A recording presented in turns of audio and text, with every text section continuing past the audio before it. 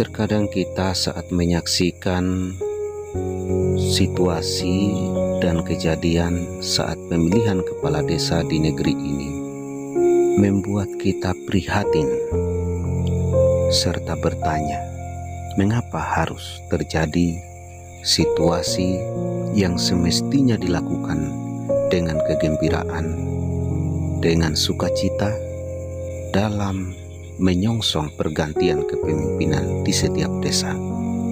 Malah seringkali kita menyaksikan terjadi hal-hal yang mencederai nilai-nilai kemanusiaan. Memang hal kecil menurut sebagian kalangan. Memang ini persoalan di wilayah yang cukup kecil di Republik Indonesia ini, yaitu di desa. Akan tetapi, jika benar kejadian ini, harusnya menjadi renungan, menjadikan kita untuk mencari bagaimana sesungguhnya demokrasi yang tidak merusak nilai-nilai kemanusiaan kita di bumi Nusantara ini. Demokrasi yang kita anggap dan kita percaya akan lebih mempererat hubungan kemanusiaan, mempererat hubungan antara warga dengan pemimpin yang akan dilahirkan langsung dari mereka. Yang terjadi justru sebaliknya. Antara sesama saudara terkadang tidak saling tegur. Dengan kerabat dan tetangga menjadi rusak hubungan kemanusiaan. Sehingga kita menjadi bertanya, apakah ini terjadi akibat adanya anggaran negara yang dialokasikan di desa? Atau hanya karena soal kepentingan prestise jabatan semata? Mungkin juga akibat kesulitan hidup yang semakin hari dirasakan oleh warga negara, terutama yang ada di desa. Mengapa harus kita berpikir seperti itu?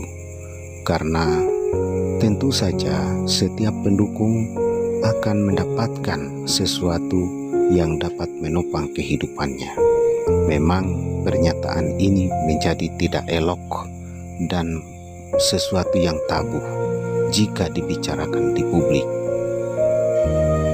Akan tetapi, jika ini hanya didiamkan terus, maka persoalannya adalah kondisi ini menjadi cermin betapa rusak dan retaknya nilai-nilai kemanusiaan kita saat ini.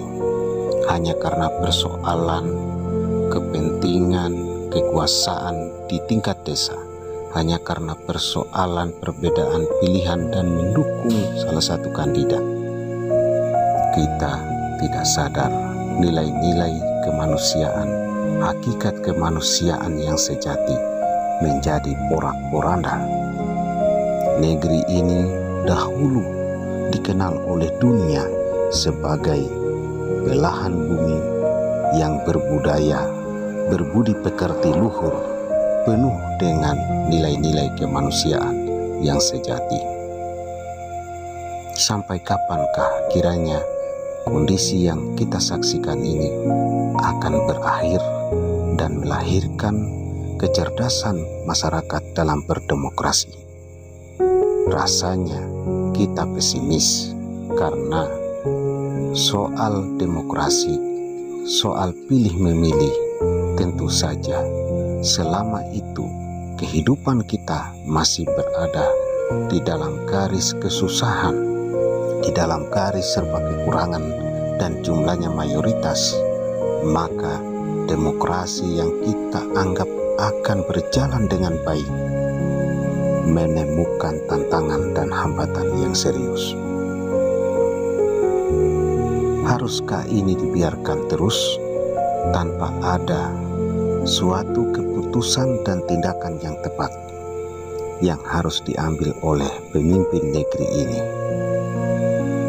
Saudaraku, mari kita renungi dan kita dalami situasi ini.